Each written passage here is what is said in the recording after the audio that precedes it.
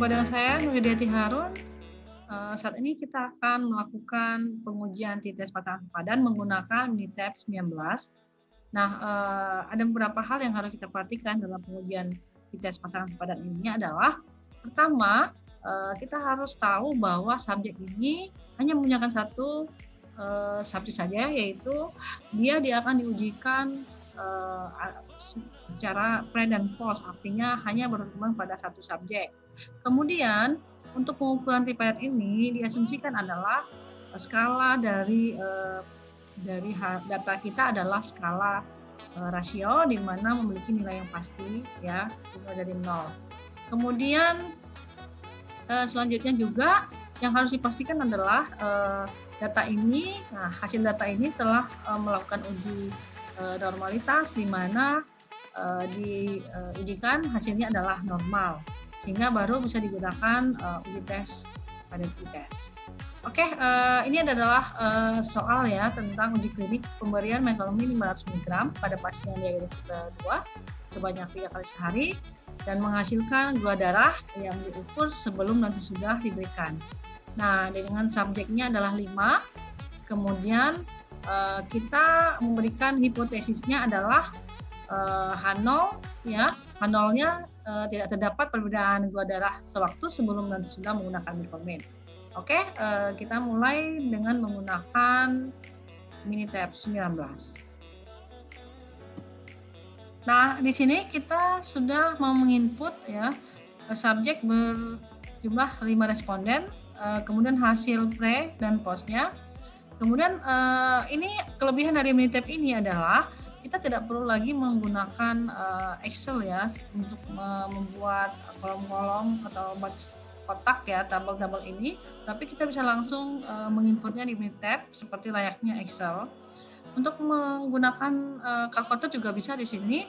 Contoh, saya ingin melihat apakah secara manual ya selisih dari sesudah sebelum pemberian. Nah, caranya adalah kita tinggal di kolom kalkulator, kemudian kita tekan Fx. Nah, dari Fx kita pengen mengetahui apakah selisihnya ya.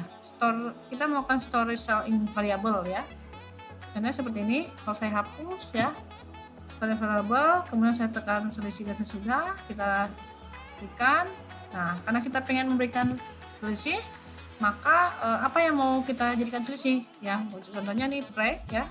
Kita select, kemudian kita kurangi, kemudian kita klik lagi select postnya ya, kemudian langsung kita oke. Nah, dia terisi semua ya selisih antara pre dan post. Kemudian untuk memberikan jumlah sumnya ya, jumlah semua ini kita bisa melakukan perhitungan kolom ya, di mana sum selisih input variabel ya, kita klik ya, kita hapus dulu, kita klik selisih like, dan kita bisa tekan sumnya jumlah total jadi sudah selisih, kemudian kita oke. Dan di sini ada tulisannya adalah 140 ya, selisihnya adalah 140. Jadi bisa tulis 140. Oke. Nah, untuk sebagai syarat untuk melakukan T-test, maka kita harus melakukan uji normalitas pada data ini.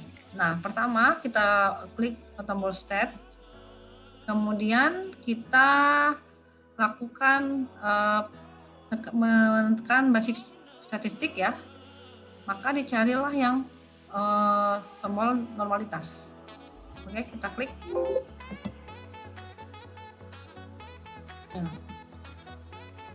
Oke. Kemudian variabel apa?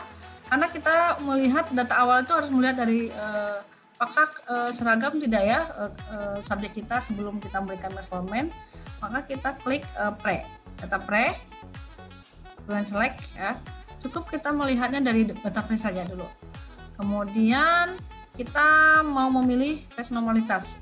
Di sini saya melihat menggunakan Anderson-Darling ya. Ini ada pilihan banyak ya, bisa similar, Shapiro, Kolmogorov, tapi saya menggunakan Anderson-Darling. Kemudian oke, kita tekan.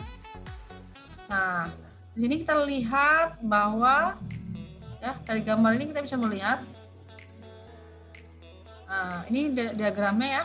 Kita melihat bahwa p-value-nya lebih dari 0,05 ya. Artinya bahwa data yang pre ini memiliki keseragaman. Nah, setelah itu ya kita akan melakukan uji statistik untuk di pilot test. Kemudian tekan basic ya. Kemudian pilot.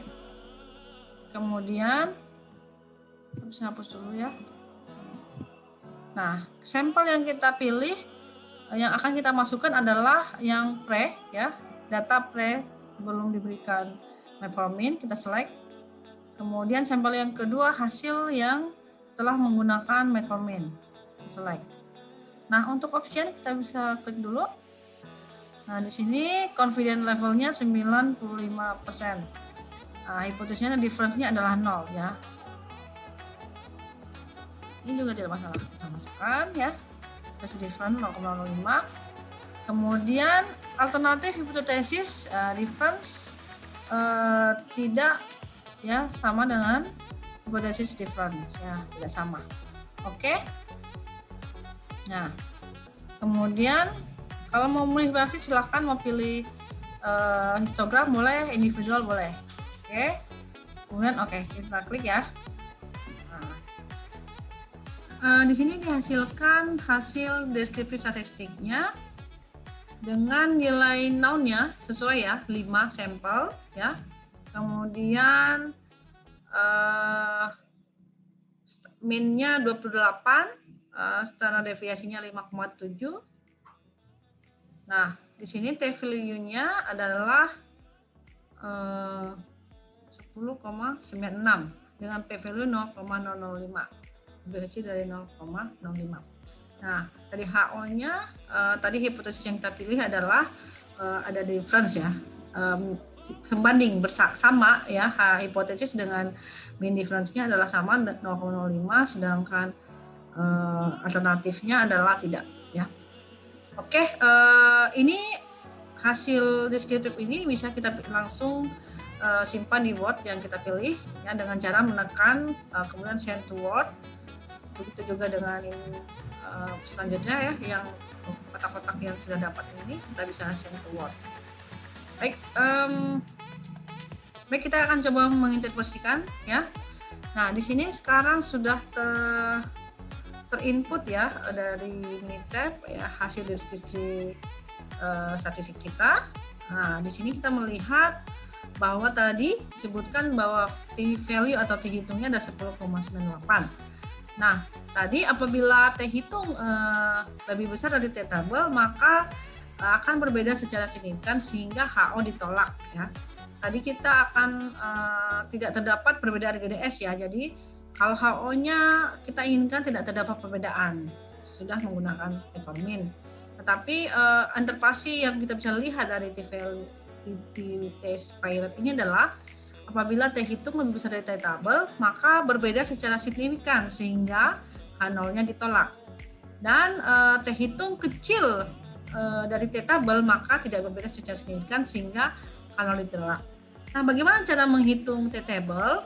Kita akan menghitungnya melalui derajat keabsahan 5% ya, 0,05. Di mana dengan rumus DK sama dengan NK.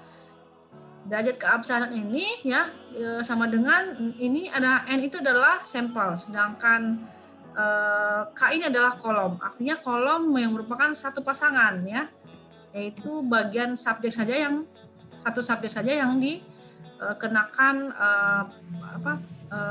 perlakuan gitu ya. Jadi dia hanya satu pasangan. Nah, kemudian hasilnya adalah 5 dikurang 1 sama dengan 4. Sehingga untuk melihat tabelnya, maka kita akan melihat pada tabel yang sudah ada.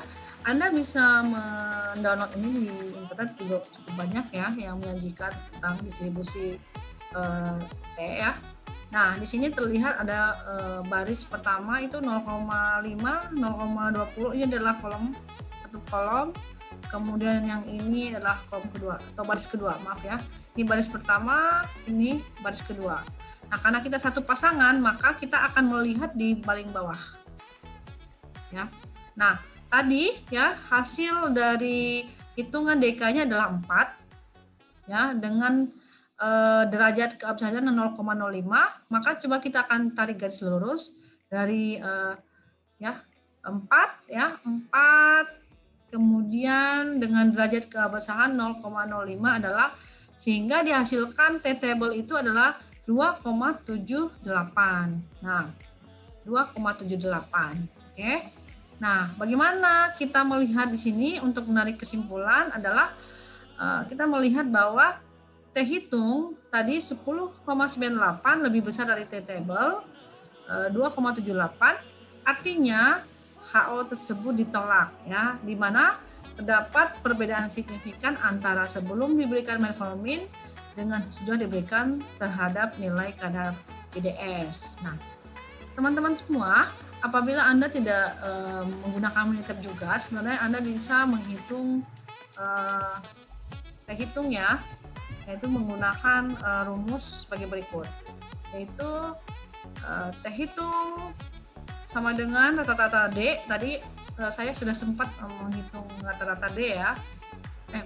Bukan, maksudnya saya sudah menghitung jumlah D, tetapi rata-rata D ini bisa kita pakai dengan rumus D per N ya. Seperti ini, tadi jumlahnya jumlah diferensiasi 140 dibagi 5, kemudian 28, kemudian kita menghitung SD rata-rata. Nah, SD rata-rata ini rumusnya adalah SD per akar N ya.